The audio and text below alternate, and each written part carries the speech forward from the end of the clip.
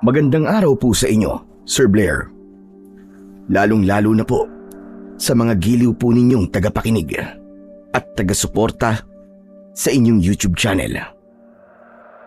Ang kwento pong aking ibabahagi ay nangyari taong 1984. Biktima po ako ng maling paratang ng mga tiwaling pulis na ang gusto lamang ay makapanakit ng mga taong mahihina.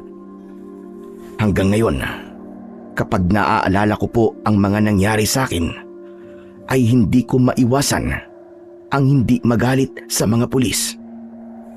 Magsasaka po kami ni tatay sa taniman ng mga tubo.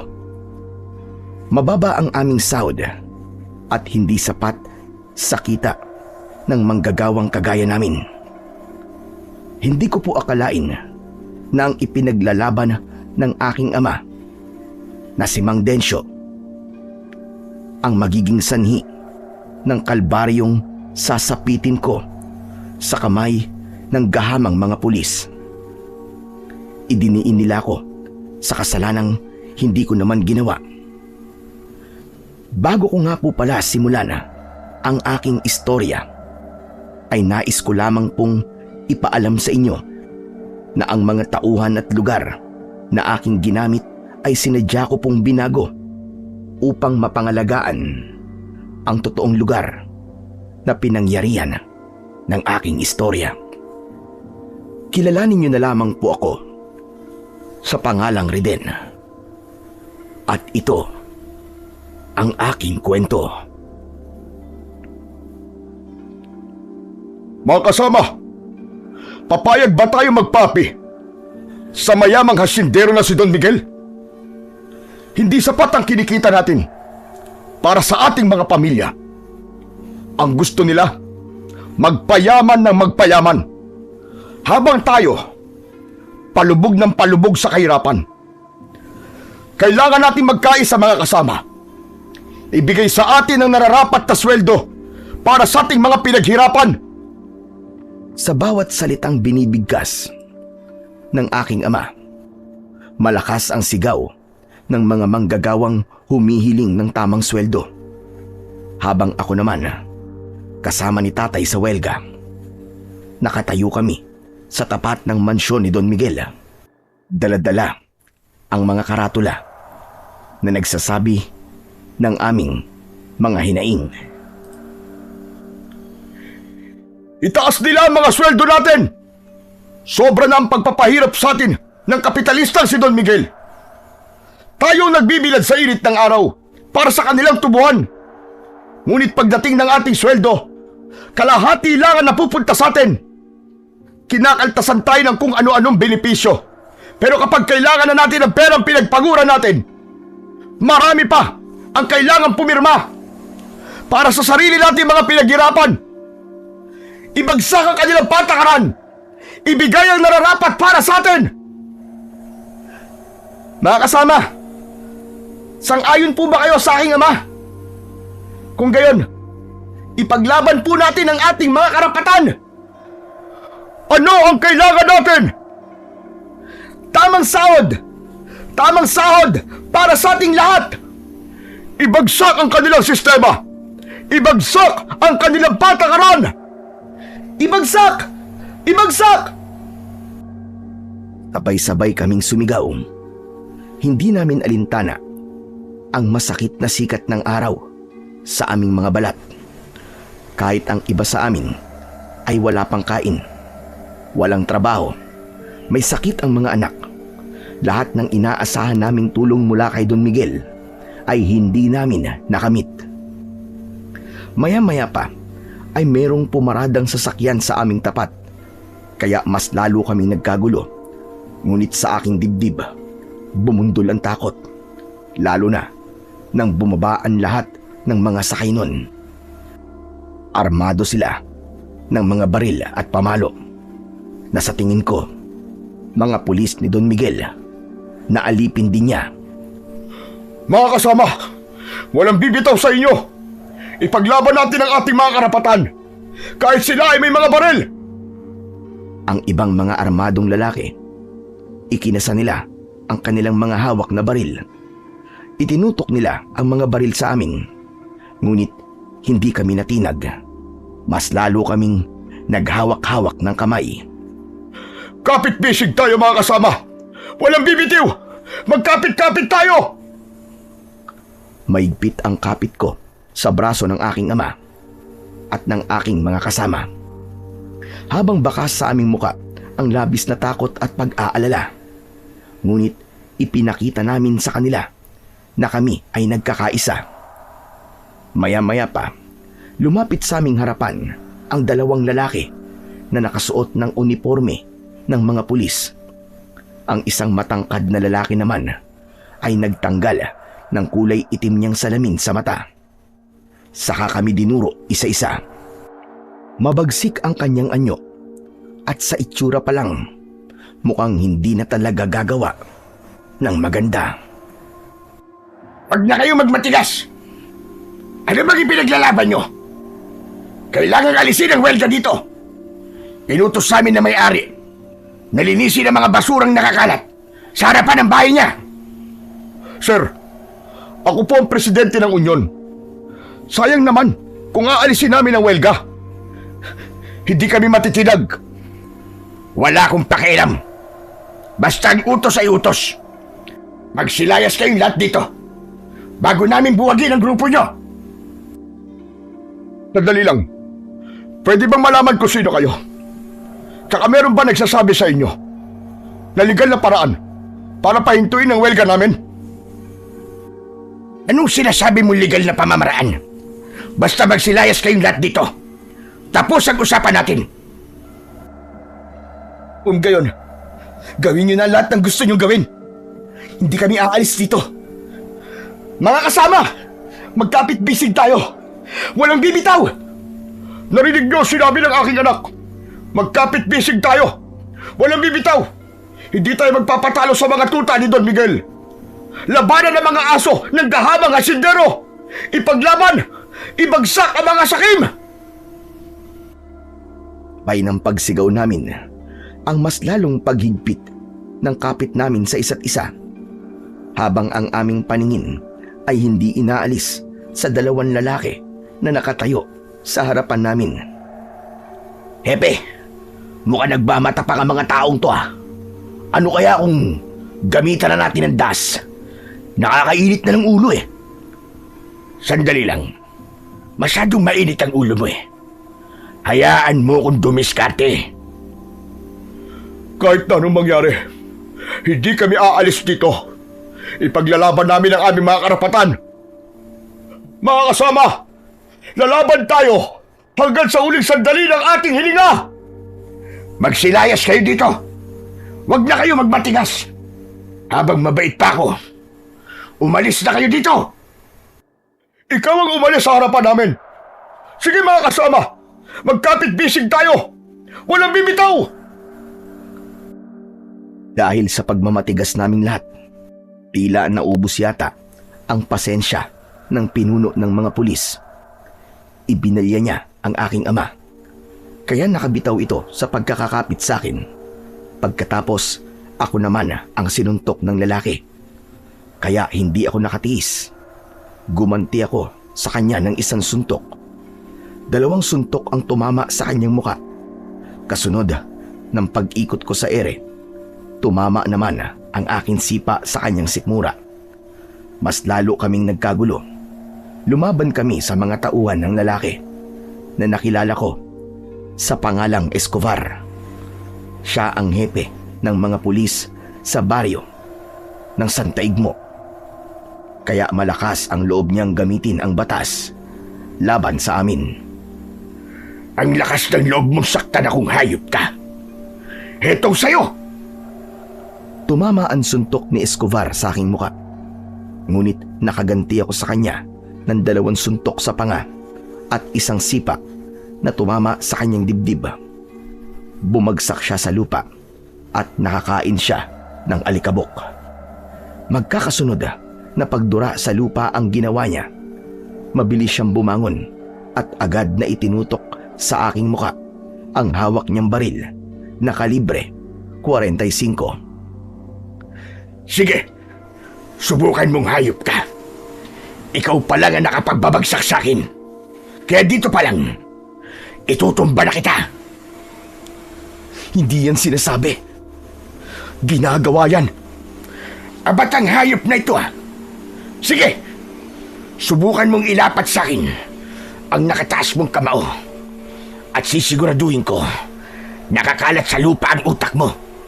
Sige, nang mabutas ang bao ng ulo mong hayop ka. Matapang ka lang naman dahil may hawak ang baril. Pero kung wala yan, hindi lang alikabok ang ipapakain ko sa'yo. Sisiguraduhin ko na malalagas ang lahat ng mga ngipin mo. At yun mismo ang ipapalunok ko sa'yo. Talagang matapang ka.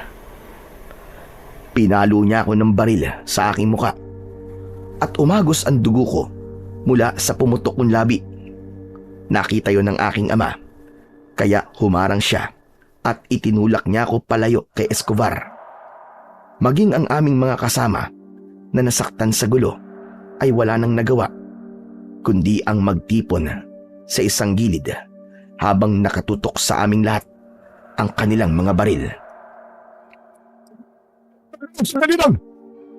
Huwag mo sasaktan ang aking anak! Sabihan mong anak mo, masyadong matapang. Akala mo naman, may maibubuga. Oo, Hepe. Sasabihan ko ang anak ko. Hepe, huwag kayong pumayag. Aba, nakita ko ang ginawa ng binatang yan sa'yo. Huwag kang mag-alala. May marka na ang hayop na to sa akin. Pero Hepe, hindi ako makakapayag na hindi kay ganti sa kanya. Masyadong maangas tong hayop na to Nakakapag-init ng dugo. Lumapit sa akin ang lalaki na nakilala ko sa pangalang George. Sinuntok niya ako sa panga at nang gaganti ako ay agad niyang itinutok sa akin ng baril. Kung hindi ko lang naiisip si tatay, marahil nakipaglaban na ako sa kanila ng sabayan. Ang tapang-tapang mo. Nakita ko na pinabagsak mo si Hepe.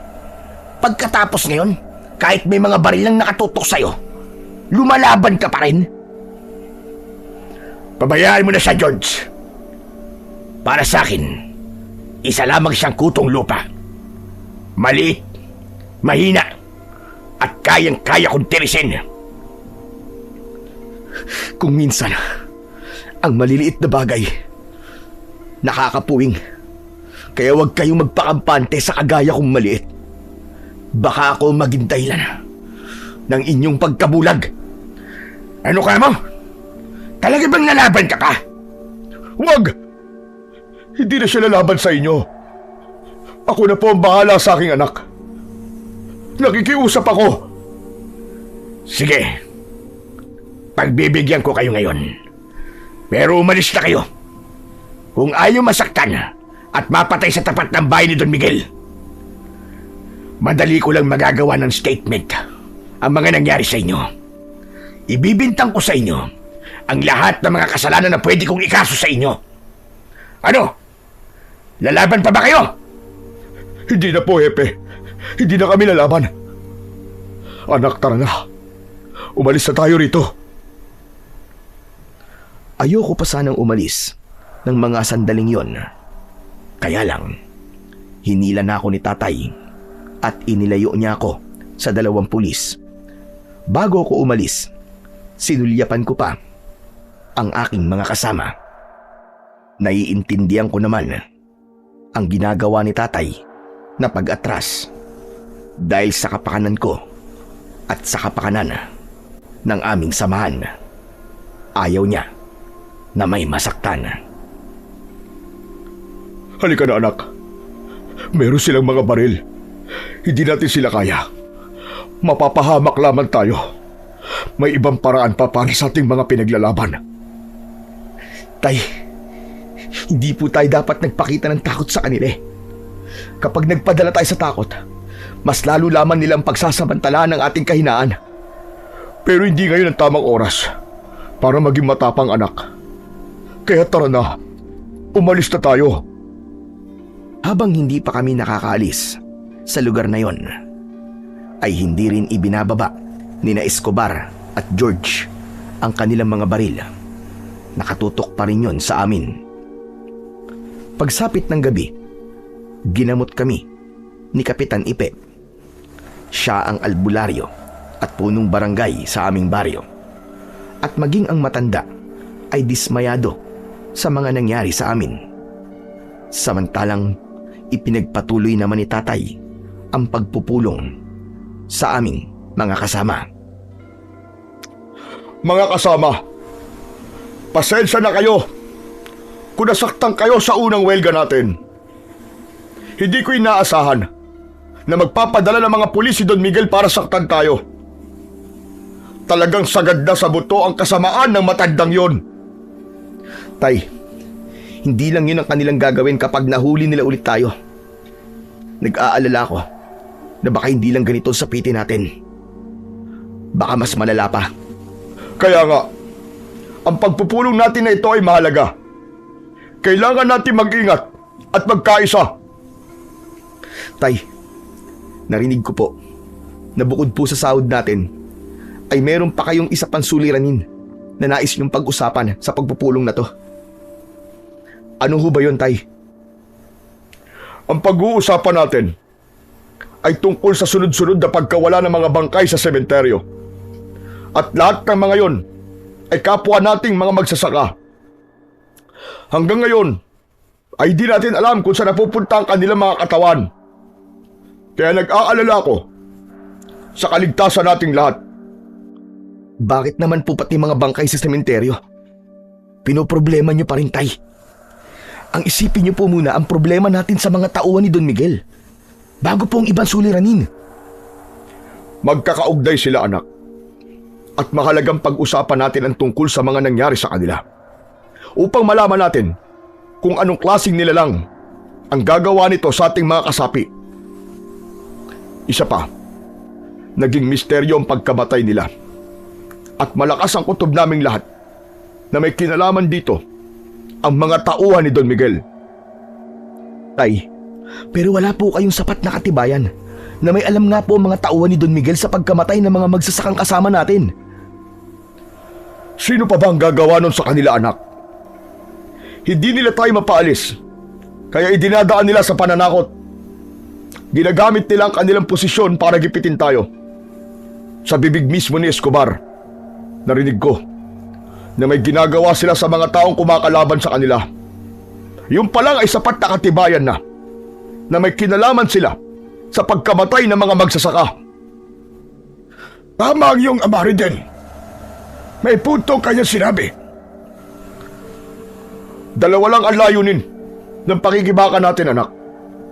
Una, ay ang tungkol sa kagustuhan nating itaas ang ating sahod.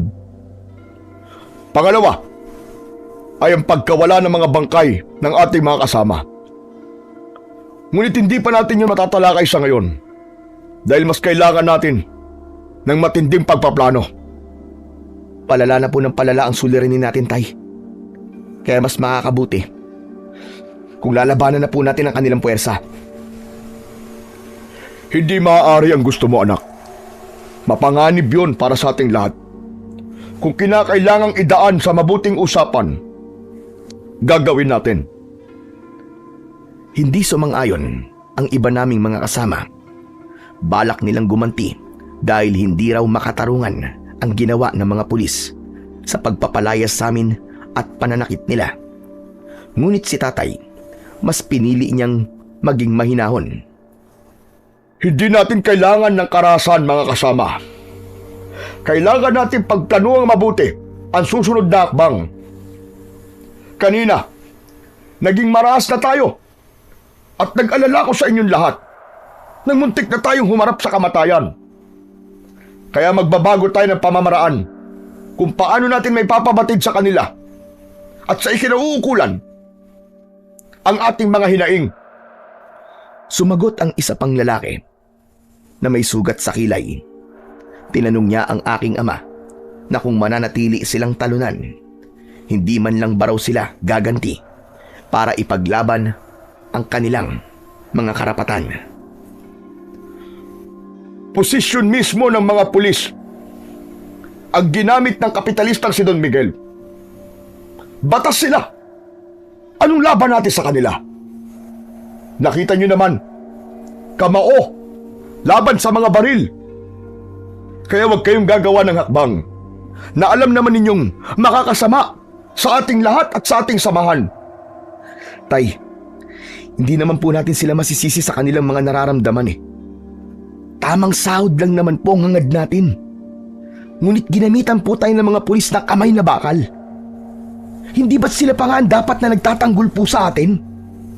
Anak, ang sinasabi ko lang naman ay kailangan nating mag-ingat. Umiwas tayo sa gulo kung kinakailangan para mapanatili ang ating kaligtasan. Lalo ka na. Nag-aalala ko sa iyo, anak. Hindi mo dapat sila nilabanan. Paano kung nabaril ka ni Escobar?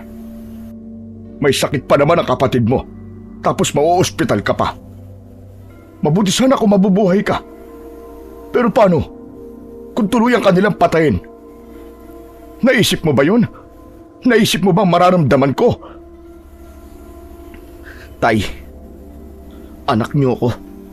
Kaya natural na magalit ako kapag sinaktan nila kayo. Ang inaalala ko lang naman, anak.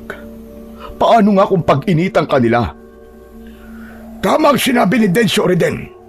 Hindi sa lahat ng oras ay paiiralin mo ang katapangan mo. Bakit po ba kayo natatakot sa kanila?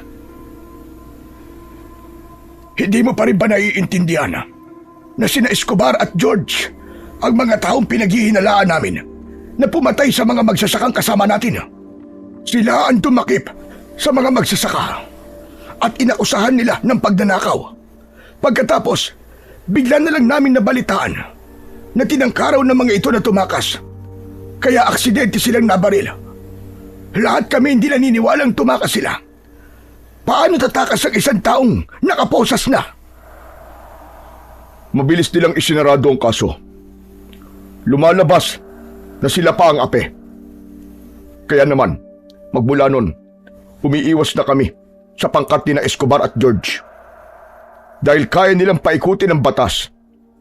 Gusto mo ba, anak, na mangyari rin sa iyo ang bagay na yun? Hariden? Hindi po yun mangyayari sa akin, Tay. Dahil hindi po ako makakapayag na magtagumpay sila sa masasama nilang gawain. Huwag ka magsalita ng tapos, anak. Marami na silang nabiktima at hindi mo pa alam ang kanilang ugali. Kaya nga agad kitang inilayo sa kanila kanina. Makinig ka sa iyong ama din. Habang maaga pa, umiwas ka sa kanila. Alam kong mainit ang mata nila sa iyo ngayon dahil sa ginawa mo sa kanilang hepe. Siya nga pala, itong mga gamot, pasensya na kayo. Yan lang ang maitutulong ko sa inyo. Marami po salamat sa mga gamot, Kapitan Ipe. Hala, sige na. Kailangan ko nang umuwi. Kinuha ni Tatay ang isang plastik na dala ni Kapitan Ipe at ipinamahagi niya yon sa aming mga kasama. Mga kasama, huwag kayong mag-alala. Susubukan kong dumulog sa mga kinauukulan para ireklamo sa Department of Labor ang mga nangyari sa atin. Hihingi na naman kayo ng tulong sa gobyerno, Tay. Hindi ba karaniwang pinapanigan ng mga yan ay ang malalaking kapitalista bago tayong maliliit? Tama ka, anak. Pero daanin muna natin sa legal na pamamaraan ng lahat. Mahirap yung suntok sa buwan ang gagawin natin. Ewan natin, baka pagbigyan din tayo. Hindi ba? Hindi ba, mga kasama?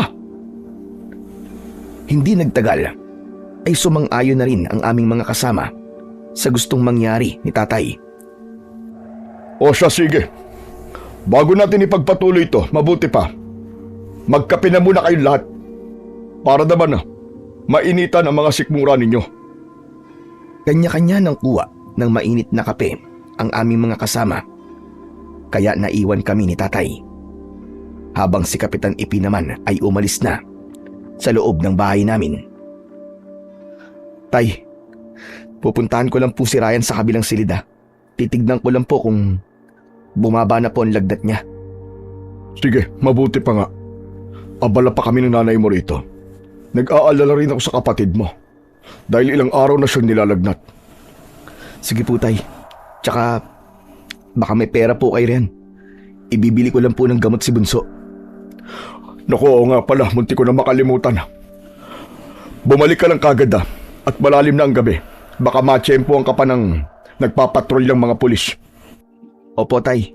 Magpapalit lang po muna ako ng damit. Tumayo ako at nagpaalam sa aking mga kasama. Pagkatapos ay pumasok ako sa loob ng kwarto ni Ryan. Hinawakan ko ang kanyang noo at naramdaman ko na mainit yun.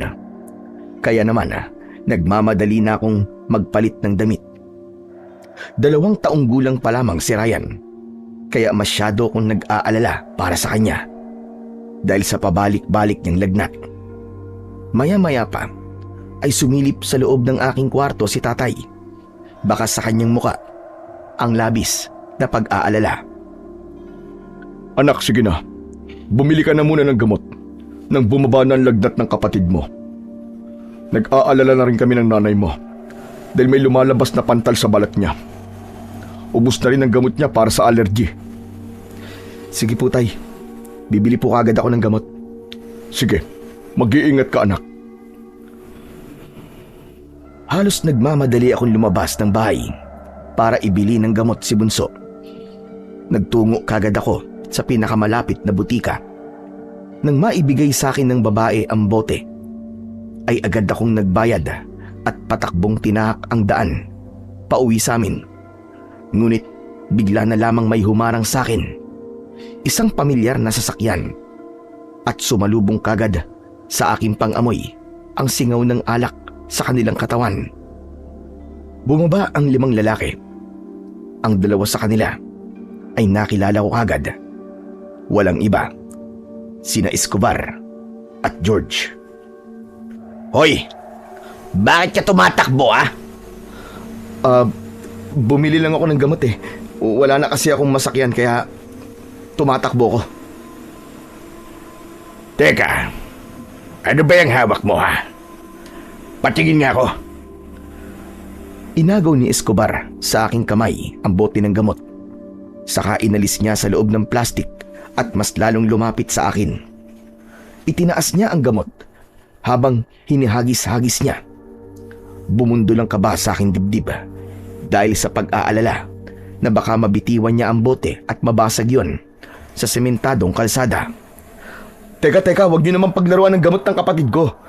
Wala na po akong ibang pambili dyan eh. Gamot yan para sa kapatid ko pong inaapoy ng lagnat. May sakit ang kapatid mo. Kapatid mo lang naman yun eh. Hindi mo naman anak. Bakit ikaw ang bumili? Matanda na po kasi si tatay eh. Mabagal na siyang kumilos. Kaya ako na lang ang bumili. May sakit ang tatay mo. Dahil sa malakas na pagkakasuntok ng mga tauhan ko sa kanya. Hindi ba't ikaw yung binatang matapang kanina? Dahil kasama mo ang tatay mo. Bakit ngayon? Para yatang natatakot ka sa amin. Hindi ako natatakot sa inyo. Nag-aalala lamang ako sa kapatid ko. Magalang ka yata ngayon Parang hindi makabasag ang pinggan Ang problema kasi, wala na kaming pang-inom. Naghahanap kami na magbibigay sa amin ng pang-alak. Baka meron ka diyang naitatabi. Pasensya na, wala akong naitatabi. Kaya nga kami nagwewelga kanina eh. Dahil wala kaming pera, di ba? Kinamkam na ng amo nyo. Isa pa, sapat lang sa gamot ang perang ipinadala ni tatay. Kaya, sa iba na lang kayo mangurakot. Abat, ang talas talaga ng dila mo, bata. Baka gusto mong butasin ko yan ng bala ng baril ko. Gawin nyo na ang gusto nyong gawin sa akin. Pero wala kayong pera na makukuha sa akin. Kaya akin na ang gamot ng kapatid ko. Ibalik nyo sa akin yan. Kung ganun, hindi mo rin makukuha ang gamot ng kapatid mo. Akin na yan. Nakikiusap ako sa inyo para sa kapatid ko yan eh. Adik ka ba, Baka kunwaring gamot lang to eh. Pero totoo, Merong shabu sa loob nito. Aba. Kailangan masuri yan, pare. Gamot lang yan. Walang ibang laman ang bote na yan. ID mo. Akin na. Dali, para maniwala akong hindi ka adik. Wala akong dalang ID. O pare, wala raw. Paano ba yan? Nagkatinginan ang mga ito habang nakangisi. Sabay barag ng bote sa sementadong kalsada. Dala ng galit ko, agad kong sinuntok sa muka si Escobar. At inilagan ko naman ang suntok ni George. Saka ako gumanti sa kanya ng 2 suntok sa muka. Lahat ng umatake sa akin ay nakatikim ng suntok at sipa. Gumanti ng sipa si Escobar, ngunit tinabig ko ng aking kamay ang kanyang paa. Nagpakawala ulit ako ng suntok na tumama naman sa leeg niya. Biglang bumukas ang pinto sa unahan ng sasakyan at tinamaan ako sa aking likod. Kasunod ng pagsipa naman ni Diaz sa aking bewang. Kaya napalapit ako sa kinaroroonan ni Escobar. Sinalubong niya ako ng suntok na tumama naman sa aking panga. Hindi pa man ako nakakabawi ng lakas. Tumama ang sipa ni George sa aking dibdib. Habang si Diaz naman na isa pa nilang kasama ay nanatiling nakatayo sa aking likuran at hawak niya ako sa tigkabilaan kong mga braso. Ang iba nilang mga kasama ay sumuntok na rin sa aking tiyan. Halos mamilipit talaga ako nun sa labis na sakit. Matapang ka. Baka nga kala mo makakatakas ka pa sa amin. Bakit? Anong gagawin niyo? Bumunot ng baril si Escobar at akma niya sanang babarilin ako, pero maaga pa kong kumilos. Tinungtungan ko ang paa ni Diaz at siniko ko siya sa muka. Pagkatapos ay tinabig ko ang kamay ni Escobar, kaya saktong pagkalabit niya ng gatilyo ng baril, tumama ang bala sa tagiliran ni Diaz. Nakipag-agawan ako ng baril kay Escobar at binigyan ko siya ng 2 suntok sa tagiliran, kaya't nabitiwan niya ang kanyang baril. Bumagsak si Escobar sa lupa. Mabilis na lumapit sa akin si George para suntukin ako, pero naunahan ko siya ng sipa sa muka. Si Diaz naman ay nakita kong bumulagta sa semento, kaya nagkaroon ako ng pagkakataon para tumakbo. Ngunit hinabol nila ako ng putok ng baril. Patayin niyo ang hayop na yun. Bilisan niyo. Huwag niyong hayaan makatakas. Narinig ko na sinabi yun ni Escobar. Halos hindi lumapat ang aking mga paa sa lupa nang tahakin ko ang daan pauwi sa bahay namin. Subalit dahil sa mga tauhan ni Escobar na hindi sumuko para hulihin ako, minabuti kong tumakbo sa kakawian. Halos magpaekis-ekis ako sa daan para lamang maiwasan ang mga bala na tumatama sa mga puno na nadadaanan ko. Kulang na lang ay mabingi ako sa lakas ng tibok ng puso ko dahil sa labis na takot. Mabuti na lamang at maliwanag noon ang sikat ng buwan, kaya madali kong nakikita ang dinadaanan ko. Habulin niyo! Huwag niyong hayaan makatakas ang hayop na yan! Tantarin niyo ng bala! Ang mabuti pa, Hepe, maghiwa-hiwalay tayo sa paghahanap sa kanya. Tara! Teka. Naisugod na ba sa ospital sila Diaz? Di ba may tama siya ng baril? Oo, Hepe. Itinakbo na. Mula sa aking pinagtataguan ay kitang-kita ko ang 2 na panayanlinga sa paligid habang hawak nila ang kanilang baril. Nang umalis sa mga ito sa tapat ko at masiguradong wala na sila, lumabas ako sa aking pinagtataguan. Mabilis kong tinahak ang daan palabas ng kakawian at tinahak ang pilapil ng taniman ng tubo. Ngunit hindi ko inaasahan na makikita ko ng mga tauhan ni Escobar. Agad nila akong hinabol ng putok ng baril. Ngunit sa paglingon ko, nanlaki ang aking mga mata nang makita ang isang nilalang na humarang sa mga lalaki. Nanginginig ang kanilang mga kamay habang nakatutok ang kanilang mga baril sa nilalang na yon. Payat ang mga binti nito, may buntot, mataas ang tenga nito, at mahaba ang mga braso na merong matutulis na mga kuko. Nilundag nito ang mga lalaki at kitang-kita ko ang lumipad na mga nawakwak nilang laman sa ere. Oh, kailangan ko makaalis sa lugar na to.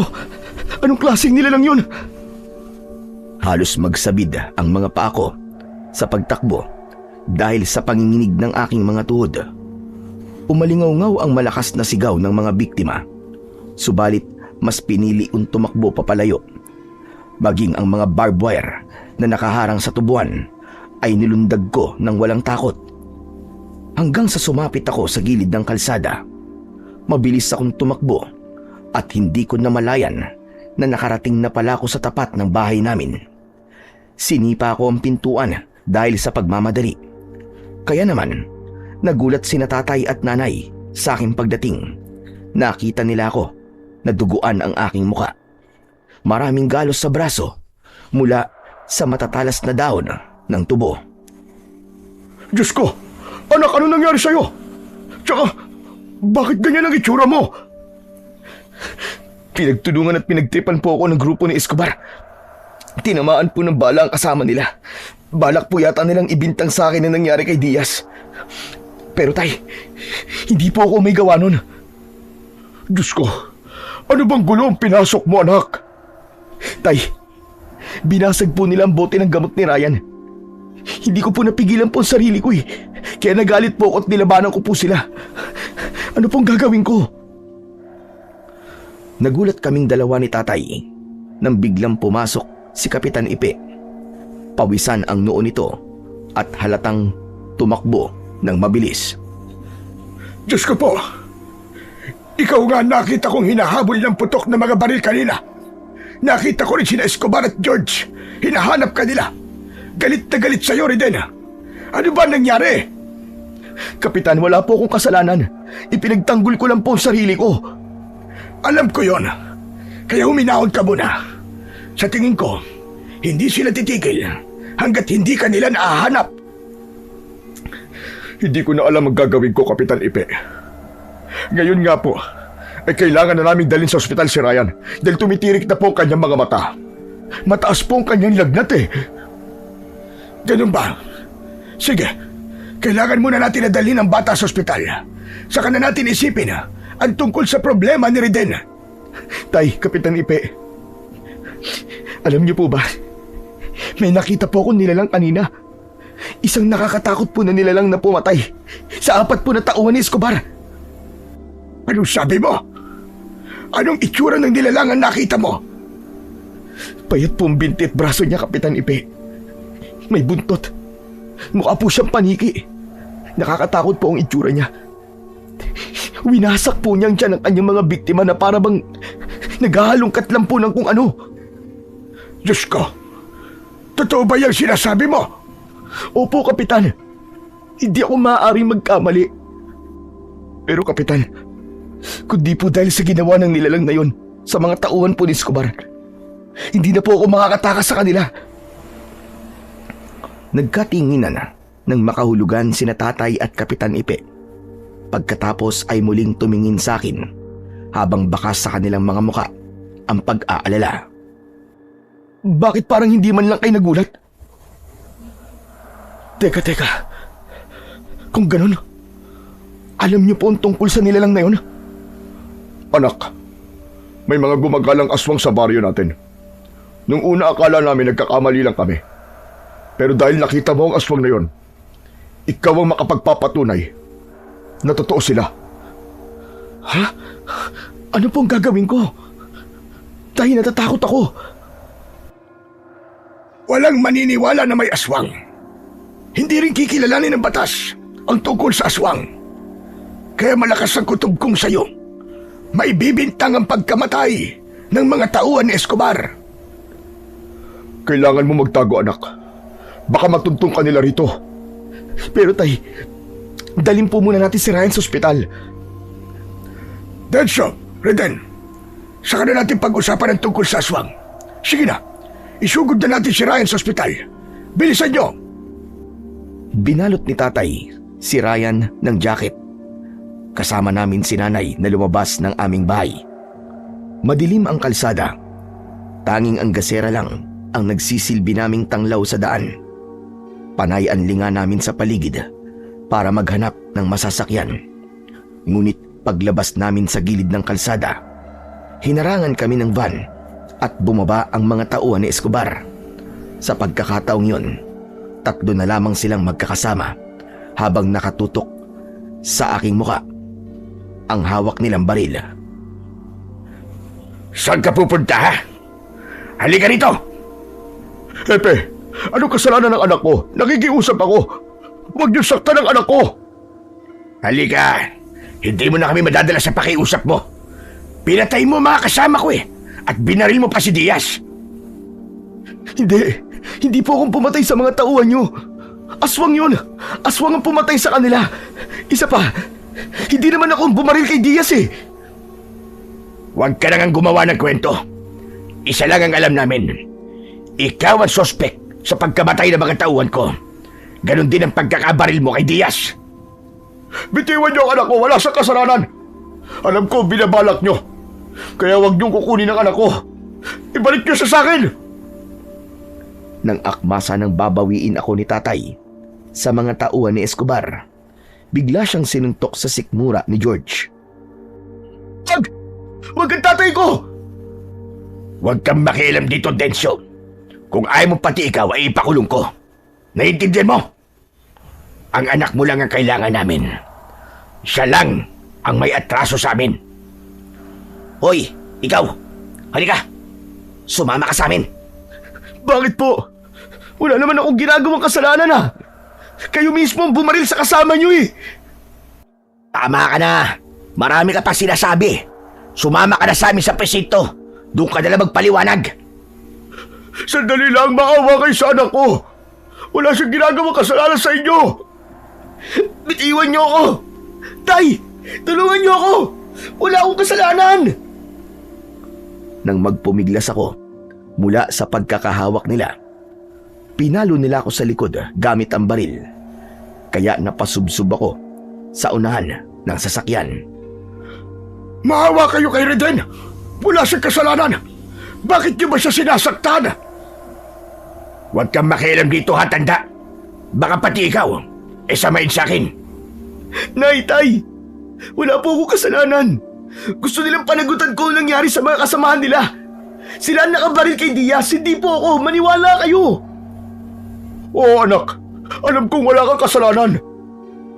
Bitiwan niyo ako. Bakit di niyo ba ako pinakikinggan? Wala akong kasalanan. Mga ngatwirang ka pa, ha? Sa harap mismo ng aking mga magulang, binugbog nila ako. Kaya naman, lumaban na rin ang aking ama para bawiin ako sa kanila. Pero maging siya ay sinaktan din ng mga ito. Magkasabay nila kaming binugbog. Sabay din kami ni tatay na bumagsak sa lupa. Para hindi na tuluyang mapahamak si tatay, nakiusap ako sa aking ama. Tay, sige na po, umalis na kayo. Ako na po ang bahala sa sarili ko. Sige na po. Itakbo niyo na po ng ospital si Ryan. Huwag niyo na po akong alalahanin. Kaya ko na po ito. Naramdaman ko ang mga kamay ni Escobar sa aking kwelyo at itinayo niya ako. Mabilis niya akong nilagyan ng posas sa aking mga kamay. Saka pabalya niya akong itinulak sa loob ng sasakyan. Pagpasok ko, pinagbabayo ako ng suntok ng mga tauhan ni Escobar hanggang sa manghina ang aking katawan. Nakita yon ng aking ama, ngunit wala siyang magawa dahil nakatutok sa kanila ang baril ni George. Pumatak ang mga luha ko sa aking mga mata dahil sa galit. Huwag niyo saktan ang anak ko. Sige, sasama na siya sa inyo. Huwag niyo lang bugbugin ang anak ko. Hindi ko hahayaan na hindi managot ang anak niyo sa ginawa niya sa mga tauhan ko at sa kaibigan ko. Binaril lang anak niyo ang kasama naming pulis at yun ang ikakaso namin sa kanya. Kaya wag na kayong umasa na makakabalik pa sa inyo ng buhay ang anak niyo. Wala kayong awa. Magbabayad kayo. Makakahanap din kayo ng katapat. Anong katapat ang pinagsasasabi mo? Walang makakapigil sa amin at walang makakalaban sa amin. Dahil nagsisimula pa lamang siya, papatayin na namin siya. Wag. Nakikiusap ako sa inyo. Huwag niyong papatayin ang anak ko. Nakasalalay ang buhay niya. Depende sa magiging sagot niya. Wala nang nagawa ang aking mga magulang at si Kapitan Ipe, kundi ang hayaan akong isama ng mga pulis. Mabilis nilang pinasibad ang sasakyan papalayo sa aking mga magulang. Nang gabing yun, ay ipinagpatuloy nila tatay ang pagdala nila sa aking kapatid sa ospital. Nalaman ng aking ama na may sakit na dengue ang kapatid ko at kailangang salinan ng dugo. Pero dahil kasama sa patakaran ng ospital na kapag wala kang pang-down, ay hindi rin nila aasikasuin ang pasyente. Natagalan sina tatay at Kapitan Ipe sa paghahanap ng pera, kaya binawian rin ng buhay ang aking kapatid. Halos gumuho ang mundo ng aking ama ng mga sandaling yon. Napasandal siya sa pader ng ospital at nagwala. Inaway niya ang mga doktor na nagpabaya sa aking kapatid, habang ako naman ng mga sandaling yon ay hindi ako dinala sa presinto. Sa halip, dinala nila ako sa bahay ni Escobar. Nakatayo yun sa gitna ng kakauyan na kahit sumigaw ako ng malakas ay walang makakarinig sa akin. O ano? Hindi ka ba talaga amin, ha? Bata, makisama ka na. Aaminin mo lang naman ang pagbaril kay Diaz. Tapos na. Hindi ka na mahihirapan. Simpleng oo lang ang sasabihin mo. Ayun, makakauwi ka na sa inyo. Dahil di ako nagsalita, dinakot ni George ang aking buhok at itiningala niya ako, sabay suntok sa aking dibdib. Bata, utak ang gamitin mo. Matuto kang makibagay. Hindi uubra sa amin ang tigas mo. Sundin mo na lang ang lahat ng gusto ko para pakawalan kita ngayon din. Malakas akong binatukan ni George habang ipinagpipilitan niyang aminin ko ang pagbaril sa kasama nila, pati na ang pagkamatay ng iba nilang mga tauhan. Mga gago pala kayo eh. Hindi ako nakabaril sa kasama nyo. Kaya wala akong aaminin. Kung gusto mo, ibintang mo sa mga kasama mo. Hindi ba't yung happy mo nakabaril kay Diaz? Dahil sa sinabi ko, mabilis akong pinalo ni George nang hawakan ng baril sa aking balikat, sabay tutok sa aking leeg. Matigas ka talaga! Ano kaya kung tuluyan na kita ngayon? Pare, tama na yan. Akin na nga ang baril. Kanina ka pang mainit eh. Magpalamig ka na muna. Ako na ang bahala rito kay Reden. Sige na. Saka lamang isinuksok ni George ang baril sa kanyang bewang at lumayo sa aking inuupuan na bangko. Lumapit si Escobar sa kanyang lamesa at kumuha ng papel na merong nakasulat na testamento. Iniabot niya yun sa akin. Tinanggal niya ang pagkakaposas sa aking kamay. Reden, pirmahan mo na to. Para pare-pareho tayong masaya. Para makauwi ka na. Iniabot sa akin ni Escobar ang ballpen at siya na ang nagbuklat ng 3 pahina ng papel na sinasabi nitong pipirmahan ko. Kinuha ko ang papel. Ngumisi si Escobar dahil ang akala niya ay pipirmahan ko yun. Pero pinunit ko yun sa kanyang harapan. Dahil sa ginawa ko, sinuntok niya ako sa muka. Bumagsak ako sa sahig at pinagtulungan nila akong saktan at bugbugin. Halos hindi ko mabilang ang tumamang sipa at suntok sa aking katawan at muka. Ramdam na ramdam ko ang sakit hanggang sa dumura ako ng dugo. Ibinangon nila ako sa kamuling pabalya na iniupo sa bangko. Kung patuloy kay magmamatigas, matutulad ka sa mga kagaya mong matitigas rin. Kaya yun, ano nangyari sa kanila? Natagpuan na lamang ang kanilang mga bangkay sa kakauyan. At yun din ang mangyayari sa'yo. Kapag pinilit mong magmatigas, palalabasin namin na tumakas ka at nanlaban ka sa amin. Kaya wala kami nagawa, kundi ang patayin ka. Kung ganun, kayo nga may kagagawan sa pagkamatay ng mga magsasaka. Mga hayop kayo, wala kayong kasisama. Masahol pa kayo sa demonyo. Pagbabayaran nyo to. Pagbabayaran yung ginawa nyo sa kanila. Ang tapang mo pa rin, bata. Kahit alam mong papatayin ka na namin. Alam mo, pinapatay talaga namin ang mga taong ayaw makisama at ayaw umamin sa kasalanan nila. Kagaya ngayon, madali na lamang kita mapapatay. Sasabihin ko, inagawan mo ko ng baril at tinamaan ako ng bala sa braso. Madali kong saktan ang aking sarili para lamang idiin ka. Bakit nyo ba ito ginagawa? Wala akong kasalanan sa inyo. Pwes ngayon, meron na.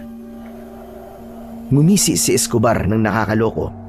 Sabay tutok niya ng baril sa kanyang braso at walang pag-aalinlangan na ipinutok niya yon. Nanlaki ang aking mga mata sa ginawa ni Escobar. Sa biglang pagsigaw niya sa labis na sakit, mabilis na pumasok ang kanyang mga tauhan. Hindi na ako nagdalawang isip.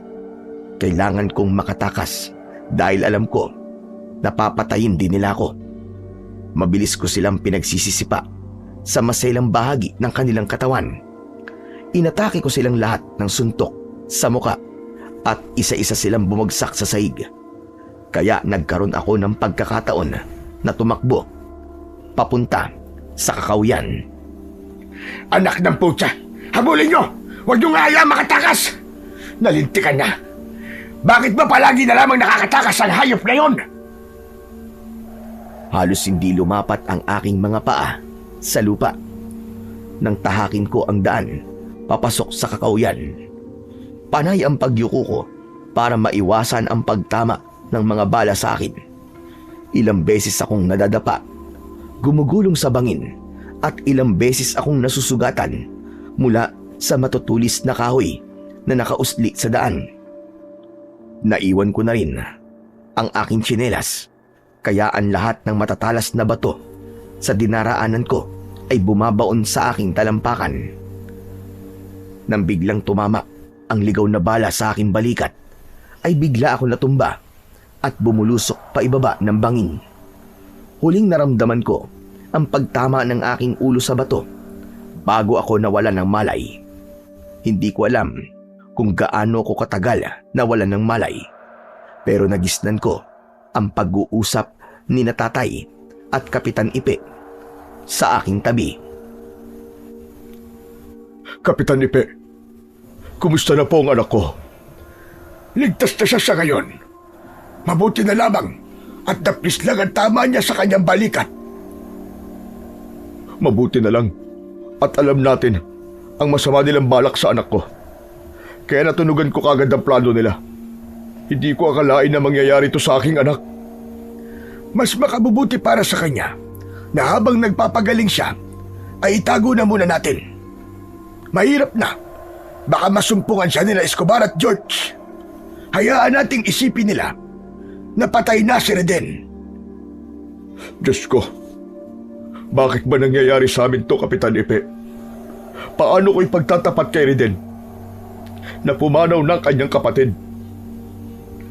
Nang marinig ko ang nangyari sa aking kapatid, ay mabilis kong iminulat ang aking mga mata at tumambad sa aking paningin ang muka ni Tatay at Kapitan Ipe. Tay, nasan ako?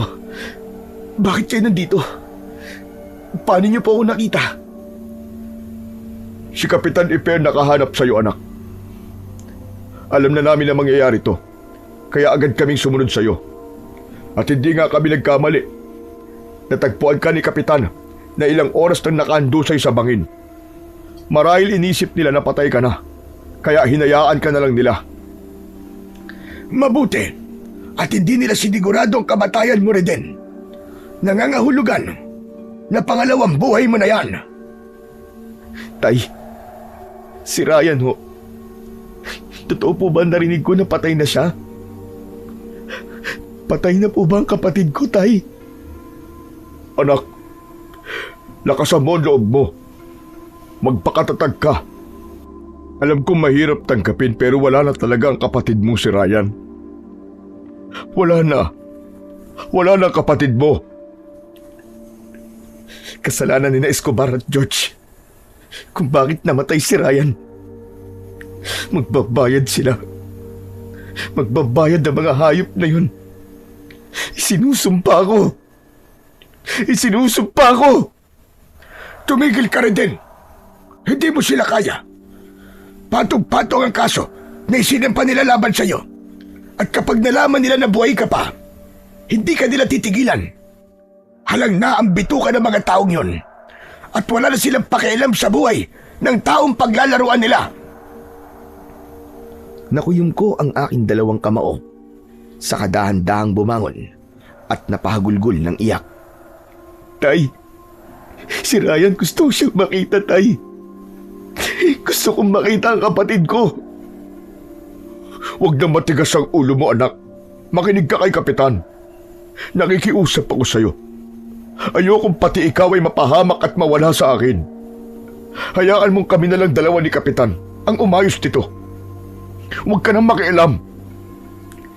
Hindi po ako makakapayag na hindi ko makikita ang kapatid ko. Kahit sa huling hantungan lang niya. Payagan niyo na ako, Tay. Nagkatinginan sina Tatay at Kapitan Ipe. Nakita kong tumango ang matanda bilang pagsang-ayon sa gusto ko. Sige, hayaan ka namin na sumilip sa libing ni Ryan. Pero hindi ka magpapakita sa mga tao. Maya-maya pa ay nagpaalam si Tatay na uuwi muna sa aming bahay dahil baka raw may makahalata sa kanyang madalas na pag-alis. Nalaman ko na 2 araw na akong walang malay. Naiwan si Kapitan Ipe na panay ang dikdik ng talbos ng bayabas sa kanyang lusong at itinapal niya yon sa aking sugat sa balikat. Kapitan, bakit kaya idinidiin nila ako sa kasalanang hindi ko naman ginawa? Hindi ko po naiintindihan ang nangyayari. Bagaan siyang tawag sa ginagawa nila. Ikukulong nila ang tao at sa huli ay papipirmahin sa Peking Testamento. Pahihirapan hanggang sa umamin. Kapag maganda ang pagkakagawa nila sa kwento, mabilis silang mapopromote sa serbisyo at sisikat sila. Maruming maglaro sina Escobar at George. At dahil sa kakulangan ng aming mga ebidensya, hanggang ngayon, malaya pa rin silang gumagawa ng mga ganong gawain. Isa pa, tingin ko po, malakas talaga ang impluwensya nila sa matataas na opisyal ng mga pulis. Kaya malakas ang loob nilang gawin yun. Gusto ko sanang matapos na ang kanilang kasamaan. Kaya lang medyo mahirap dahil kakaiba ang naiisip kong paraan. Ano po bang ibig niyo sabihin? Bata pa lang ako noon, ay alam ko na ang tungkol sa mutya ng tikbalang. Kaya lang, hindi ko sinubukang kunin ang bagay na yun dahil sa takot ako sa mga elementong nagbabantay sa kalikasan. At malaki rin sana ang magagawa ng mutya na yun laban sa mga masasamang nilalang ng dilim. Kagaya ng mga aswang na balbal na kumukuha sa mga bangkay sa sementeryo. Yun lang ang paraan para linisin ang baryo natin. Bakit sinasabi niyo po sa akin ang bagay na yan? Sapagkat kakaibang tapang mo. Hindi ka nagpatinag sa mga kalaban mo kahit may mga baril sila. Nasa sayo ang mga katangian na nararapat para sa mutya ng tikbalang. Paano ko po makukuha ang mutya ng tikbalang? Sa araw ng Biyernes hating gabi, kung saan sisikat ang bilog na buwan, baybayin mo ang kagubatan at maghanap ka ng puno ng alahaw na direktang nasisikatan ng liwanag ng buwan. Maghintay ka ron lalabas doon ang tikbalang. Kapag nakita mo siya, kausapin mo siya at hamunin mo siya sa isang duelo. Teka. Bakit ko naman po gagawin yung Kapitan Ipe? Para na rin po ako nagpakamatay nun ah. Isa pang balita ko po. Palagi po siyang may dalang pana. Baka sa kanya lang matapos na po ang buhay ko. Kaya nga, ang pinagbatayan ko ay ang pag-iwas mo sa bala, hindi ba? Walang ipinagkaiba ang bilis ng bala sa pana ng tikbalang. At naniniwala akong magagawa mo yun. Magagawa mo siyang labanan. Pero bakit ko nga pala kailangang hamunin ng duelo ang tikbalang, Kapitan? Naniniwala ang matatanda noon na kapag natalo mo sa duelo ang tikbalang, pagkakalooban ka niya ng iyong kahilingan. Masasabi mo sa kanya ang tungkol sa mutya. Isang gantimpala ang ibibigay niya sa iyo. Magkakaroon ka ng kakayang katulad ng sa tikbalang. Bukod pa ron, malalabanan mo masasamang nilalang na hindi ka basta-basta masasaktan. Seryoso po ba talaga kayo, Kapitan? Oo, Reden. Kailangan mo makakuha ng mutya ng tikbalang. Mapipigilan mo na ang kasamaan ni Escobar at George. Mapapatay mo pa ang mga aswang na balbal. Isang bato para sa 2 ibon. Sige po, gagawin ko, Kapitan Ipe. Alang-alang sa hustisyang nararapat sa mga biktima nila. Sasabihin ko rin sa'yo, may kahinaan ng tikbalang, Reden. Kailangan mo siyang mabunutan ng buhok sa buntot. Kapag nagawa mo yon, manghihina siya at magtatagumpay ka laban sa kanya. Sige po. Hahanapin ko po ang tikbalang. Kailangan ko pong makuha ang kanyang mutya. Mag-iingat ka dahil hindi basta-basta kalaban ng mga tikbalang. Teka, saglit lang. At may ibibigay pala ako sa'yo. Saglit na tumayo at umalis si Kapitan Ipe. Pumasok siya sa loob ng kwarto at pagbalik niya, may dala siyang bagay na nakabalot sa kulay itim na tela. Ano po yan, Kapitan Ipe? Isa itong buntot page na madalas ay ginagamit sa mga aswang. Kapag nasugatan ng aswang ng buntot page, hindi nila mapapagaling ang kanilang sugat. Magdanaknak yun hanggang sa sila ay mamatay. Gagamitin ko rin po ba yan sa tikbalang? Kung kinakailangan at malalagay sa panganib ang buhay mo, gamitin mo. Parang hindi ko po kayang pumatay ng tikbalang, Kapitan Ipe. Alam kong magagawa mong pumatay. Mabanggit mo lang sa sarili mo ang mga pangalan ng mga taong bumugbog sa'yo. Uusbong na ang galit mo. Hindi nagkamali si Kapitan Ipe. Naalala ko pa lang ang pangalan ni na George at Escobar ay muling kumulo ang aking dugo. Pagsapit ng araw ng Biyernes, pasado 10:00 ng gabi, nang simulan ko ang paghahanap sa puno ng anahaw. Panay anling ako sa paligid habang hawak ang buntot ng pagi. Tanging ang mga huni lang na mga ibong panggabi ang naririnig ko sa paligid. Dala ng takot ay mabilis kong tinakandaan papunta sa gitna ng kagubatan. Ngunit pagkalipas ng 1.5 oras, wala pa rin akong nahanap na puno ng anahaw. Anak ng... ang hirap namang hanapin nun. Saan ko ba hanapin ang puno ng anahaw na yun na direktang nasisikatan na sinag ng buwan?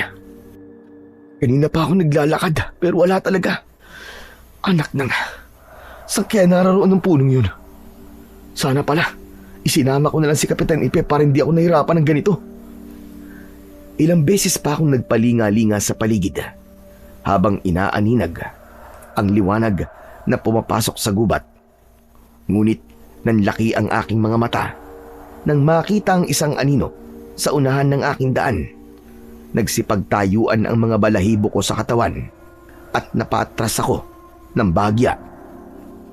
Sino ka? Magpakilala ka! Ikaw na ba yan, tikbalang? Ngunit hindi gumalaw o nagsalita man lang ang anino. Sa halip, Napansin ko ang mapupula niyang mga mata na biglang kumislap sa dilim. Anak ng putya! Aswang! Aswang tong nasa harapan ko! Teka, akala ko ba ang balbalay bangkay lang kinakain? Bakit nandito siya? Mas bumilis ang pagakbang ko papalayo sa nilalang. Ngunit bigla itong tumakbo papalapit sa akin. Mabilis siyang lumundag at bumagsak ito sa aking harapan. Ilang di pa lang ang layo ng nilalang sa akin at tinamaan ito ng sikat ng buwan. Siya ang aswang na nakita kong kumain sa mga tauhan ni Escobar at George. Wag kang lalapit! Hindi ako masamang tao, nakikiusap ako sa'yo! Itinaas ko ang hawak kong buntot pagi at iwinasiwas sa kanyang harapan upang hindi siya makalapit sa akin. Ngumisi siya at umangil. Bigla niya akong inatake ng suntok sa tiyan. Bumagsak ako sa lupa. Hindi pa ako halos nakakatayo. Tumama naman sa aking tagiliran ang sipa ng aswang. Kaya nahulog ako sa gilid ng bangin at bumagsak sa lupa. Mula sa itaas, nakita ko na nakatayo ang aswang. Sinilip niya ako.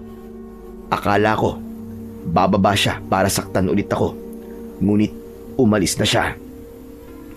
Diyos ko, salamat po. Hindi ako tinuluyan ng aswang na yun. Bakit kaya madalas siyang nagpapakita sa akin? Ano kaya ang ibig niya sabihin? Teka, aray, at sakit ng tagiliran ko. Paano ako makakakit sa itaas nito? Inilinga kong aking paningin sa paligid para sana maghanap ng ibang daan. Napaawang ang aking bibig nang makita ang puno ng anahaw na direktang tinatamaan ng sikat ng buwan. Napatago ako sa likod ng puno at kinusot-kusot ko ang aking mga mata. Pambihira! Nandito lang pala ang puno ng anahaw. Kung di pa ako nahulog sa bangin, hindi ko pa mahahanap ang puno.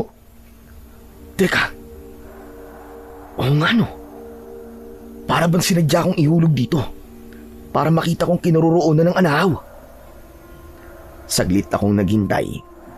Umaasa ako na makikita ko ang tikbalang sa ilalim ng puno ng anahaw. Pagkalipas ng kalahating oras, lumitaw ang usok sa ugat ng puno.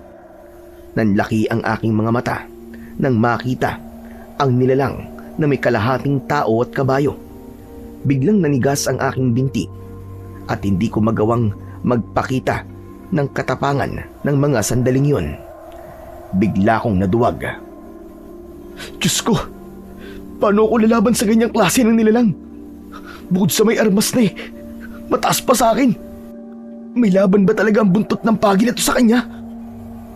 Sunod-sunod ang paglunok ko ng laway dahil sa pag-aalala. Pero nang maalala ko ang dahilan kung bakit kailangan kong makuha ang mutya ng tikbalang, mabilis akong lumabas sa aking pinagtataguan. Nagulat ang nilalang at sinubukan niyang umalis. Kaya naman, agad akong nagsalita para pigilan siya. Sandali! Ikaw pa natatakot sa akin? May kailangan ako sa'yo, tikbalang. Kailangan ko ang mutya mo. Malakas na humuni ang tikbalang at bumakas sa kanyang muka ang galit. Hinanda niya ang kanyang pana at binalahan niya yon ng palaso.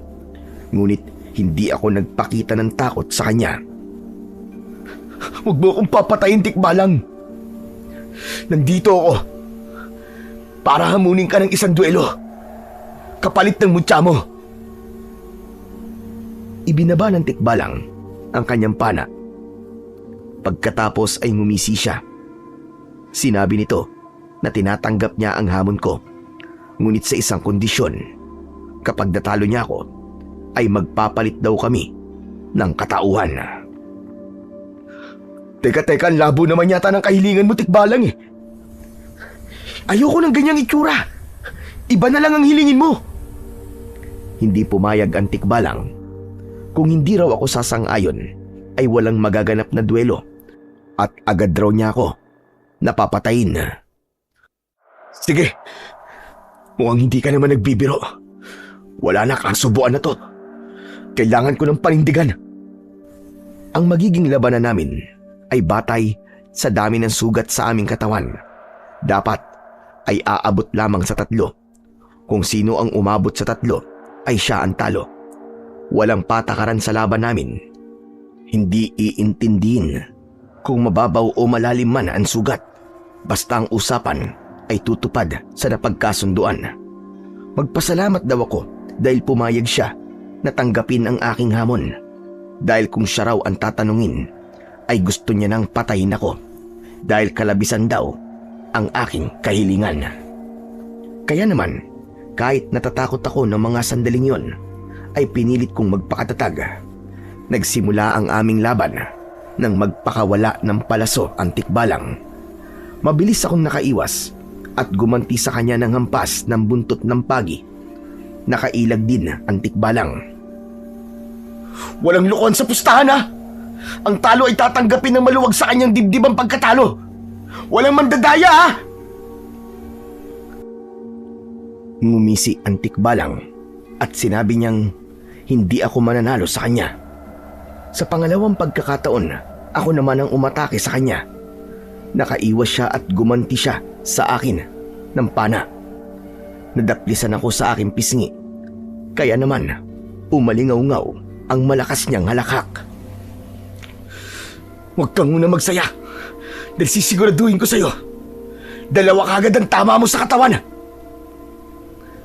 Muling nagpakawala ng palaso ang tikbalang at naisip kong tumambling papalapit sa kanya para alisan siya ng sandata.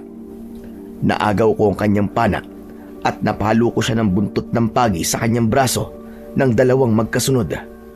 Nagalit ang tikbalang at sinipa niya ako. Tinamaan niya ako sa aking dibdib nang bumagsak ako sa lupa. Agad kong tinignan kung may sugat ako sa aking dibdib. Nakahinga ako ng maluwag nang makitang wala akong sugat. Tumayo ako at ngumisi sa kanya nang nakakaloko. Paano ba yan? Isang sugat na lang at matatalo na kita. Malas mo dahil tinanggap mo ang hamon ko. Itinaas ng tikbalang ang 2 niyang paa sa unahan bilang tanda ng pagkadismaya sa pagkakaroon niya ng 2 sugat. Umatake siya sa akin ng sipa at nagawa kong maiwasan yon. Nakita ko ang buntot niya at walang pagdadalawang isip na binunot ko ang buhok niya. Napaluhod sa lupa ang tikbalang at humalinghing ng malakas na para bang nasasaktan. Bigla kong nag-alala. Wala sa aking plano na saktan talaga ang tikbalang. Kaya naman, nilapitan ko siya. Teka sandali. Ayos ka lang ba, tikbalang? Anong nangyayari sa'yo? Biglang bumagsak ang tikbalang at sumuka ng malapot na kulay itim na likido. Naku, hindi ko sinasadya. Ang totoo, wala akong alam na ganyan na magiging epekto sa'yo kapag binunot ko ang buhok sa buntot mo. Patawarin mo ako, tikbalang. Hindi ko talaga sinasadya. Hindi ko alam. Ibinaba ko ang buntot pagi at nilapitan ko siya. Pinunit ko ang laylayan ng aking damit at itinali ko yon sa sugat ng tikbalang. Patawarin mo ako, tikbalang. Maniwala ka. Hindi ko talaga alam na manghihina ka ng ganyan sa ginawa ko. Sige na. Ako na ang talo. Hindi ako naging patas. Pero nakikiusap ako sa'yo. Huwag mo na lang kunin ang buhay ko. Ibalato mo na lang sa akin ang pinagpustahan natin. Kailangan ko lang naman talaga ng mutya mo dahil sa mga aswang na gumagala sa baryo namin eh. Para na rin makapaghiganti ako sa ginawa sa akin ni Escobar at George. Marami na silang napapatay. Kailangan silang pigilan. Nagulat ako sa biglang pagtayo ng tikbalang na para bang wala naman itong sakit at hindi totoong nangihina. Maya-maya pa ay sinabi nitong sinubukan lang niya ako kung anong klase raw akong tao, kung karapat dapat daw ba ako para sa mutya. At napatunayan niya na mabuti raw ang kalooban ko. Bigla siyang humalinghing ng malakas at sa pagbuka ng kanyang bibig, iniluwa niya ang isang lumiliwanag na bato. Sinabi nito na gagamitin ko lamang yon sa kabutihan at wag sa kasamaan. Oo, kaibigan Tikbalang. Makakaasa ka. Gagamitin ko lamang ito sa kabutihan. Maraming salamat sa tiwala mo. Tumango ang Tikbalang at sinabi niyang siya na ang maghahatid sa akin sa labas ng kagubatan. Pinasampa niya ako sa kanyang likod at lunukin ko na raw ang kanyang mutya. Dahil lilitaw raw ang mga aswang sa oras na tahakin namin ang daan palabas ng kakauyan. Pagkalunok ko sa bato, mabilis siyang tumakbo. Hawak ko ang buntot pagi at bigla yung nagliwanag. Teka, anong ibig sabihin ng liwanag na to, Tikbalang? Sinabi ng Tikbalang na sa bisa raw ng mutya na aking nalunok, lahat daw ng aking hahawakan na sandata ay magkakaroon din ng bisa na pumatay ng mga aswang. Kaya nawala ang pag-aalala ko. Maya-maya pa, bigla kong nakakita ng mga nilalang na mabilis na humahabol sa amin. Kaya naman, mas lalong binilisan ng Tikbalang ang kanyang pagtakbo. Ipinagamit niya sa akin ang kanyang pana. Agad akong nagpakawala ng palaso. Sunod-sunod ang ginawa kong pagpapabagsak sa mga aswang. Gulat na gulat ako nang tamaan ko sila sa pagitan ng kanilang mga mata. Mula sa aking kinaroroonan, kitang-kita ko ang pagsabog ng kanilang katawan hanggang sa maging abo. Ilang sandali pa, napansin ko ang isang natitirang aswang na nagpalipat-lipat sa sanga ng puno. Tikbalang, parang hindi mga aswang na balbal ang umaatake sa atin, tama ba? Sinabi sa akin ng Tikbalang na tama ako. Aswang tiktik daw ang mga nilalang na umaatake sa amin. Humahaba raw ang kanilang bibig, kaya kailangan ko raw maging alisto sa bawat galaw ng aswang. Pagkasabi ng Tikbalang, ay sakto ang paglundag ng aswang na tiktik sa aking kinaroroonan. Tinamaan niya ako ng kalmot sa aking braso, ngunit napalo ko naman siya ng buntot ng pagi sa kanyang leeg. Nagkikikisay ang aswang nang bumagsak ito sa lupa. Pagkatapos, bumula ang bibig. Pagkalipas ng ilang minuto, ay wala na akong nakitang nilalang na humahabol sa amin. Maya-maya pa, ay tumigil sa pagtakbo ang Tikbalang.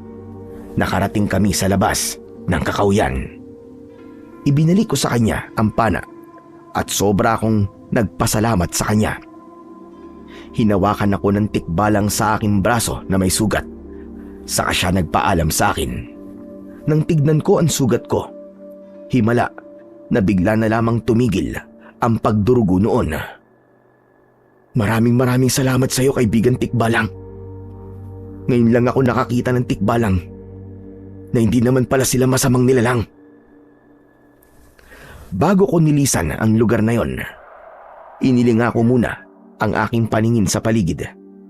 Bumalik ako sa bahay ni Kapitan Ipe. Nadatnan ko siya na naghahanda ng pagkain para sa amin. Reden, nariyan ka na pala. Kumusta ang lakad mo? Nakuha mo ba ang mutya ng Tikbalang? Opo, Kapitan Ipe. Pero hindi po naganap ang aming duelo. Sinubukan niya po akong linlangin bilang pagsubok niya. Nakapasa po ako. Ipinalunok po niya sa akin ng mutya ng Tikbalang. Binabati kita, Reden. Marami nang nagtangkang makahanap ng Tikbalang para sa kanyang mutya. Pero lahat sila ay hindi na nakabalik. Ikaw lang ang nag-iisang nakakuha sa mutya ng Tikbalang. Utang ko po sa aswang na yun. Ang lahat, Kapitan Ipe. Ano ka mo? Aba, sinong aswang?